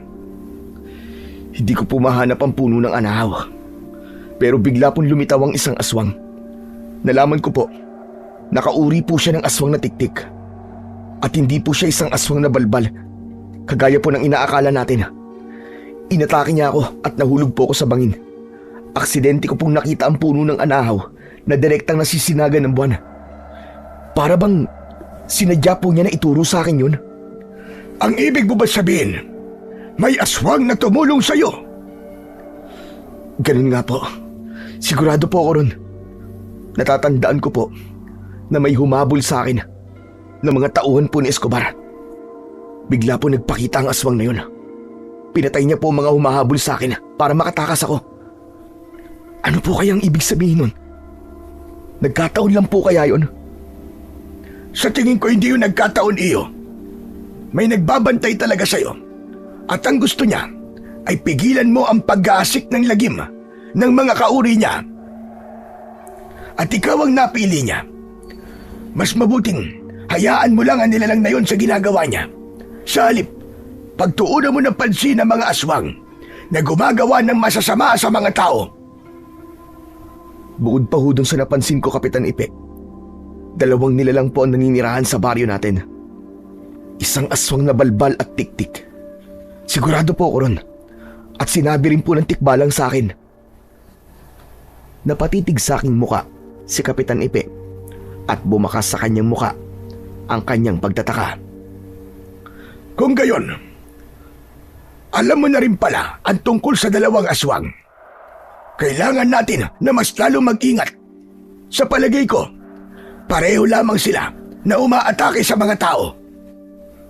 Isang malalim na buntong hininga ang aking pinakawalan nang mapagtanto ko na isang aswang na tiktik ang pinagkakautangan ko ng buhay. Nagtataka lamang ako dahil ako ang tinulungan ng aswang. Ang buong akala ko, lahat ng aswang ay masama. Maiba pala ako ng usapan. Mamayang umaga ay ililibing na ang kapatid mo. Kaya kung pupunta ka, mag-iingat ka at galingan mo sa pagtatago. Sige po, Kapitan Ipe. Hala, sige na, kumain ka na. Maaga akong aalis, kaya bahala ka na rito. Isang tango ang itinugon ko sa matandang kapitan. Saka kami kumain. Pagkatapos ay nagpaalam na si Kapitan Ipe. Pagsapit ng umaga ay agad akong naganda. Nagsuot ako ng balabal at sombrero. Mabilis kong nilisan ang lugar na yon at nagtungo ako sa sementeryo. Nagtago ako sa isang nicho. Malayo ako sa lugar na pinaglilibingan sa kapatid ko. Pagkalipas ng ilang oras, nakita ko ang mga taong nakipaglibing sa kapatid ko. Pumatak ang aking luha habang pinapanood sila. Sa pagtingin ko sa paligid, napansin ko ang van nina Escobar at George. Kaya agad akong nagtago at sumilip sa kanilang gawi. Pinagmamasdan nila ang nangyayari sa libing. Napakuyom ang aking kamao dahil sa labis na galit. Humanda kayo, mga demonyo kayo. Pagsisisihan niyo ang ginawa niyo sa akin. Maya-maya pa ay nakita ko ang kulay itim na kotse. Bumaba ang sakay nun at nakilala ko si Don Miguel. May dala siyang bulaklak. Lumapit siya sa aking ama. Iniabot niya ang bulaklak, ngunit itinapon yon ng aking ama. Nanginginig ako sa galit habang pinapanood sila. Huwag kang magkunwari na mabuti kang tao. Hindi ko kailangan ng pakikiramay mo, hayop ka. Dahil sa mga tauhan mo, namatay ang anak ko. Nagpaliwanag si Don Miguel. Wala raw itong kasalanan, kaya tanggapin na daw ni tatay ang nakasobre na abuloy para sa aking kapatid. Hindi ko kailangan ng pera na galing sa aming mahihirap. Hindi ko kailangan ng abuloy mo, Don Miguel. Itabi mo na lang yan para sa sarili mong kabaong. Galit na ipinagtulakan ni tatay si Don Miguel at ang mga tauhan nito. Inawat lamang ng aking ina si tatay. Kaya naman, dismayadong umalis ang mga ito sa puntod ng aking kapatid. Kitang-kita ko kung paano nagkatinginan sina Escobar at Don Miguel. Kasunod ng pagsilay ng nakakalokong ngiti nila sa labi. Maya-maya pa ay pinasibad nila ang kanilang sasakyan. Hinintay ko muna na umalis ang mga tao. Saka ako lumapit sa puntod ng aking kapatid. Patawarin mo ako, Ryan. Hindi kita nailigtas. Kung hindi nila binasag ang gamot mo, nakainom ka na sana ng gamot. Hindi ka sana namatay. Huwag kang mag-alala. Pagbabayaran nila ang ginawa nila sa'yo. maging ang pambubugbog nila sa akin. Pagkatapos kong bumisita sa buntod ng aking kapatid, ay agad akong nagtungo sa lugar na pinagdalhan sa akin ni na George at Escobar. Nalaman ko na pag-aari rin pala yon ni Don Miguel.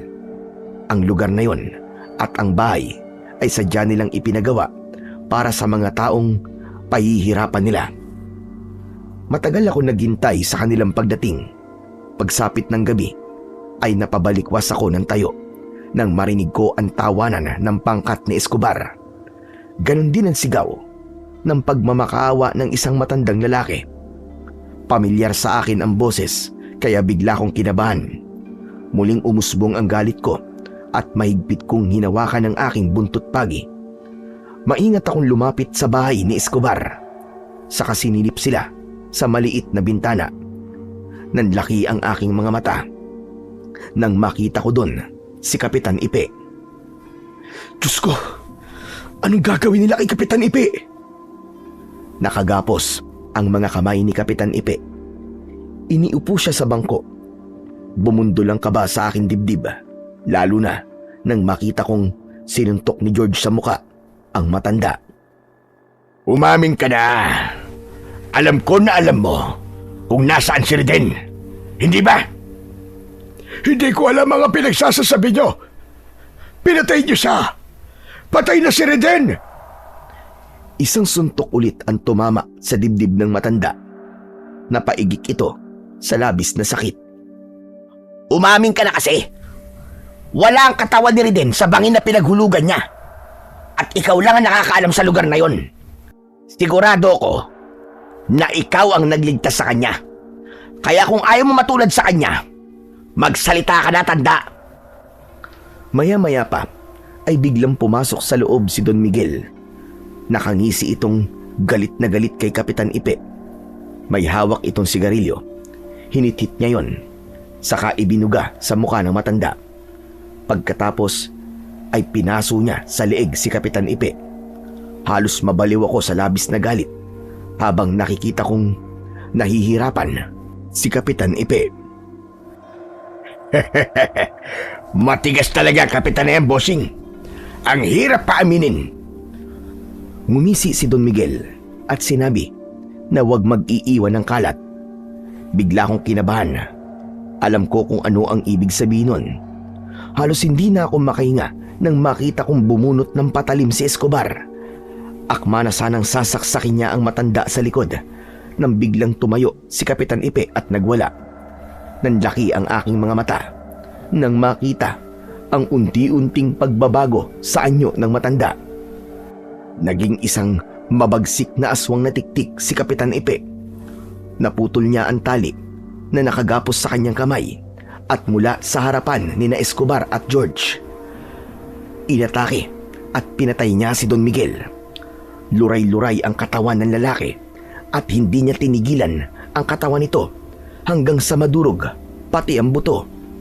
Hindi kagad nakagalaw ang dalawa dahil sa pagkabigla. Anak ng putsa! Aswang din siya kagaya natin! Kung ganon, ikaw palang pumatay sa mga tauhan ko, hayop ka! Walang hiya ka! Papatayin kitang matanda ka! Matagal na akong nagtitiis sa kasamaan ninyo.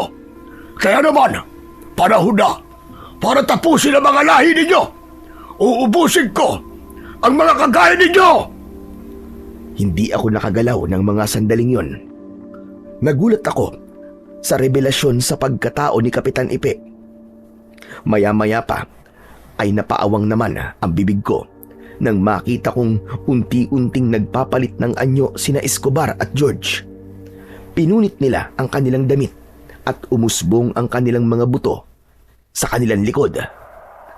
Diyos ko, hindi ako maaaring magkamali. Mga aswang silang balbal. At mula sa malawak na silid, naglaban ang mga aswang. Dumating naman mula sa kakauyan ang mga alagad ni na Escobar at George. Ako naman ang humarap sa kanila gamit ang aking buntot ng pagi. Hoy, mga diablong buang! Ako ang harapin nyo! Mga halimaw kayo!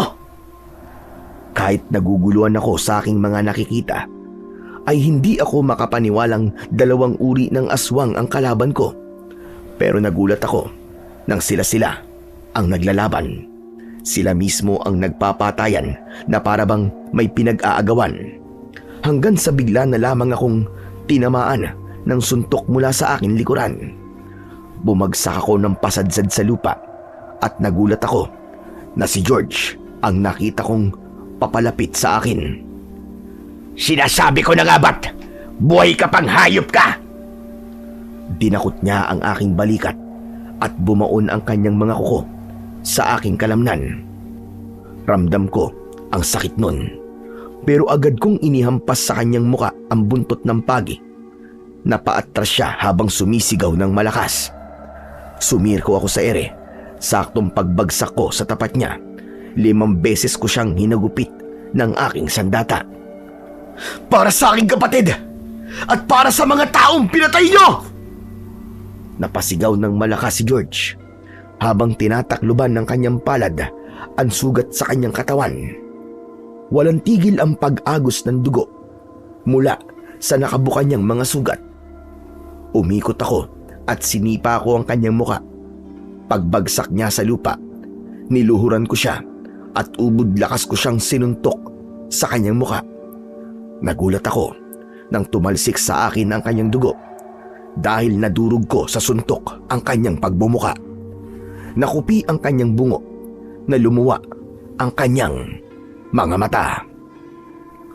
Totoo nga, nagkaroon nga ako ng lakas ng kagaya sa tikbalang. Tuluyan kong napatay si George at napasulyap ako sa nakabukas na pintuan ng bahay ni Escobar. Agad akong pumasok roon at nakita ko na duguan ang katawan ni Kapitan Ipe. Sakal siya ni Escobar. Kaya naman, agad ko silang nilapitan at malakas kong pinaghahampas ng buntot ng pagi si Escobar hanggang sa nabitiwan niya si Kapitan Ipe. Hayop ka! Bistado ko na kayo! Kaya naman pala asal halimaw ka dahil isa kang aswang na balbal. Ikaw ang kumukuha sa mga bangkay sa sementeryo. Magbabayad ka! Papatayin kitang diablong buwang ka! Buhay ka pa palang hayop ka. Ikaw ang papatayin ko. Sinasabi ko na nga ba't iniligtas ka ng matandang ito? Pues, ngayon, hindi ka na makakaligtas. Mag-iingat ka rin din! Agad akong inatake ni Escobar. 2 suntok ang tumama sa aking panga, ngunit hindi ako natinag. Nakita ko ang bakas ng pagtataka sa kanyang anyo. Hindi ito makapaniwala na hindi ko ininda ang suntok niya. Anong nangyayari? Bakit hindi ka naaapekto ng suntok ko? Hindi na mahalaga kung bakit hindi ako naapektuhan ng suntok mo. Nangangahulugan lang na mahina ka nila lang. Tapos ka na ba? Pues, ako naman! Sumugod ako at inatake ko siya ng palo ng buntot ng pagi na tumama naman sa kanyang dibdib. Kasunod ng pagsipa ko na tumama sa kanyang sikmura. Bumalandra siya sa dingding pagkatapos ay muling bumangon at umatake sa akin ng suntok. Naiwasan ko yun at gumanti ako ng suntok sa kanyang leeg. Halos umangat ang kanyang paa sa saig sa malakas na pagtama ng aking kamao. Lumuwa ang mata ni Escobar nang sunod-sunod siyang tamaan ng aking malalakas na suntok sa kanyang muka. Tumayo si Kapitan Ipe at siya mismo ang tuluyang tumapos sa buhay ni Escobar, habang ang mga aswang na naglalaban sa labas ay muli kong binalikan. Kapitan Ipe, marami pong aswang sa labas. Anong gagawin ko? Sino pong uunahin kong labanan? Lahat sila ay kalaban rin din. Nag-aagawan lang sila sa'yo dahil alam nila na nararamdaman nila na nasa katawan mo ang mutya ng tikbalang. Kaya labanan mo silang lahat. Tumulong sa akin si Kapitan Ipe nang sumugod ako sa mga kalaban. Nakipagpambuno kami sa mga aswang. Walang tigil kaming nakipaglaban sa lahat ng mga nilalang na umatake sa amin. Bawat tamaan ng aking sandata ay agad silang bumabagsak sa lupa. Kasunod ng pagbayo ko ng suntok sa kanilang katawan hanggang sa madurog ko ang kanilang mga buto. Si Kapitan Ipi naman ay nakipaglaban sa mga kapwa niya aswang. Walang awa niyang niluray-luray ang katawan ng mga aswang. Pagkalipas lamang ng ilang sandali, naubos at natalo namin ang mga aswang na tiktik at balbal. Nanghihina na napaupo sa lupa si Kapitan Ipe. Kapitan Ipe, ano nangyayari po sa inyo? Masyado kong ginamit ang aking lakas nang makaharap ko si Escobar. Huwag mong hawakan ang katawan ko. Masasaktan ako dahil sa mutya na nasa loob ng katawan mo. Magpapalit muna ako ng anyo para pwede mo na akong maalalayang tumayo.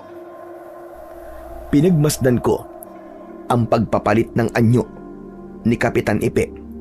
Hindi pa rin ako makapaniwala na ang matanda pala ang tumutulong sa akin para makaligtas. Paano mo nalaman na ako ito rin din? Na isa akong aswang? Kanina pa po ako rito, Kapitan Ipe. Dahil bala ko po sana na atakihin sina Escobar at George. Hanggang sa nakita ko po ang pagbabagong anyo ninyong tatlo at nalaman ko na kayo po pala ang lihim na tumutulong sa akin. Patawarin mo ko rin din. Hindi ako masamang nilalang. Hindi ako kagaya nila. Matagal nang may alitan sa lugar na ito ang aswang na balbal at tiktik. Kaya naipit lamang ang mga taong nakatira sa baryo na ito. Ngayon na matatahimik na ang lugar na ito, ay hindi na ako mag-aalala. Pero, paano po kayo, Kapitan? Mananatili akong aswang rin din. Kahit kailan, ay hindi ako tumikim ng karne ng tao. Tsaka hindi ako aalis sa baryo na to. Kahit alam mo na ang tungkol sa aking pagkatao, mas gusto kong tumulong at manggamot. Bakit niyo po kami tinutulungan, Kapitan Ipe? Para patunayan na hindi lahat ng aswang ay masama. Isa pa ginagawa ko ito para sa aking anak. Gusto kong patunayan sa kanya na kahit aswang ako, ay kaya kong maging mabuting nilalang. Na nagkamali siya sa paghusga sa akin. Ibig niyo sabihin may anak po kayo? Oo rin din. Anak ko si Denso. Hindi niya matanggap na aswang ako. Kaya nanatili akong ibang tao para sa kanya. Pero nang mailigtas kita sa kapahamakan, tinawag niya akong Itay. Isang pinakamasayang regalo na ibinigay niya sa akin. Diyos ko, bigla po akong kinilibutan sa mga ipinagtapat niyo po sa akin, Kapitan Ipe. Lolo Ipe ang itawag mo sa akin, Apo. At pagkatapos na matanggap ako ng iyong ama, sana marinig ko rin mula sa iyo ang pagtawag mo sa akin ng Lolo. Pinutol ko ang ibang sasabihin ni Kapitan Ipe na ngayon ay lolo ko pala. Agad ko siyang niyakap ng maigpit at nagpasalamat sa lahat ng ginawa niya para sa akin. Bakit hindi ko naman po tatanggapin ang isang mabuting tao na kagaya po ninyo, Lolo? Kung hindi po dahil sa inyo, baka nawala na rin po ako. Maraming salamat, Apo. Hala, sige na. Kailangan mo na nating umalis sa lugar na ito. Baka may makakita pa sa atin dito. Paano po ang katawan ng mga aswang? Ang lahat ng nasugatan mo ng buntot ng pagi ay masusunog sa sikat ng araw. Kaya huwag kang mag-alala. Habang tinatahak namin ang daan papunta sa bahay, ay nagkausap kami ni Lolo kung paano siya nakakatagal sa init ng araw. Ang kagaya ko ay meron sariling mutya. Yun ang ginagamit ko panlaban sa sikat ng araw. Bukod pa ron, kahit kailan, ay hindi ako tumikim ng dugo ng tao. Mga hayop lang ang kinakain ko. Kaya kung napansin mo, nung gabing tinulungan kita, winasak ko lang ang tiyan nila at hindi ako nagpatukso sa amoy ng sariling dugo.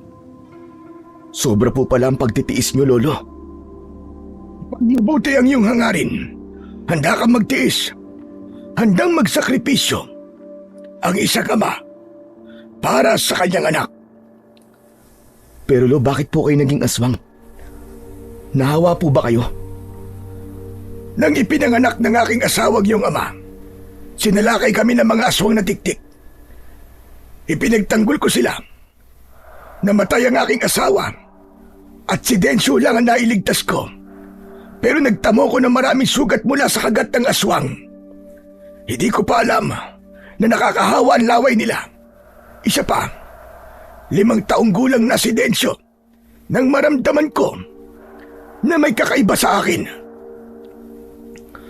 Ano pong nangyari pagkatapos nun?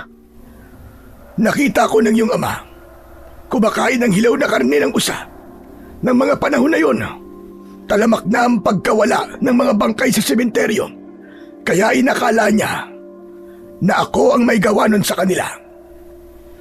Pero, hindi po ba niya nakikitang mabuti kayong nilalang? Oo, Apo. Magmula nun, hindi niya na ako kinausap. Kung ituring niya ako ibang tao. Kaya nang muli niya akong natanggap bilang ama niya, sobrang saya ko talaga, Apo. Hindi namin namalayan na nasa tapat na pala kami ng aming bahay. Nagulat kami nang makita si Diaz nakausap si tatay. Nagmamadali akong lumapit at akmasa ng papaluin ng buntot ng pagi si Diaz. Pero pinigilan ako ni tatay. Huwag, anak. Naparito siya para humingi ng tawad. At handa raw siya sumuko sa mga pulis para linisin ang pangalan mo. Pero tay, aswang po ang hayop na yan. Hindi siya aswang. Sinabi niya sa akin na napipilitan lamang siya sumunod sa mga utos ng kanyang superior. Tinatakot siya ni na Escobar at George. Naniniwala po ba kayo sa kanya? Muntik na nga akong mapatay niyan eh. Humingi na siya ng tawad, anak. Mamaya lang ay may pupunta ng mga pulis dito para dalhin si Diaz. Natuklasan kasi ni Lieutenant Franco ng Maynila ang anomalya ng kapulisan dito sa ating lugar. Kaya magmula sa Lunes, iba na mga pulis na magbabantay sa ating lahat. Bukod pa ron, itinuro ni Diaz kung saan nila dinadala ang katawan ng mga magsasaka. Kung ganun, sana nga, totoo ang paghingi mo ng tawad. Bukal sa puso niya ang paghingi ng tawad rin. Gusto raw niyang patahimikin na siya ng kanyang konsensya sa lahat ng nagawa niyang kasalanan. Pagkalipas ng ilang minuto, dumating na nga ang mga pulis at dinakip si Diaz. Inihatid namin siya hanggang sa labas ng aming bakuran. Nang makaalis na ang mga ito, ay nagpaalam na rin sa amin si Lolo Ipe. Kailangan ko nang umalis. May kailangan pa akong asikasuhin. Paano ho kayo nakaligtas? Na pagkakakuha sa inyo ni Escobar. Hiniligtas ako ni Riden. Alam na rin yan tungkol sa akin. Sige na, aalis na ako. Bakit hindi niyo po muna kami samahang mag-almusal? Ipagdiwang po natin ang tagumpay ng inyong apo. Para akong nabunutan ng tinik sa dibdib nang makita ko ang pagkislap ng tuwa sa mga mata ni Lolo Ipe. Sabay luha ng matanda na agad naman na niyakap ng aking ama habang umiiyak na rin. Matagal silang nagkahiwalay at nagkapatawaran, kaya hindi ko na rin napigilan ang aking sarili at napayakap ako sa labis na tuwa. Magkasalo kaming kumain ng almusal. Magmula noon, bumalik na sa dating katahimikan ng aming baryo. Maging ang lupang pag-aari ni Don Miguel ay pinagkaloob sa amin ng gobyerno dahil sa matagal na kaming nagsasaka sa tubuhan nito. Yun ang pinaunlad namin na hanggang ngayon ay naging sentro ng kalakalan ng asukal. Matagal bago bumalik ang aking tiwala sa mga pulis, kaya hindi naging madali sa aking kalimutan ang lahat. Hanggang dito na lamang po ang aking kwento. Sana ay marami po kayong napulot na aral. Lubos na nagpapasalamat, Reden. Ang buhay po natin ay mapagbiro, nakakagulat at punong-puno ng misteryo. Hindi lahat ay pwedeng husgahan dahil kung minsan, kung sino pa ang may nakakatakot na anyo, ay siya pa pala ang gagawa sa'yo ng kabutihan. Laging tatandaan na ang pagpapatawad at paggawa ng kabutihan sa kapwa ay isang kayamanang maituturing, hindi lang sa lupa, kundi pati na rin sa langit.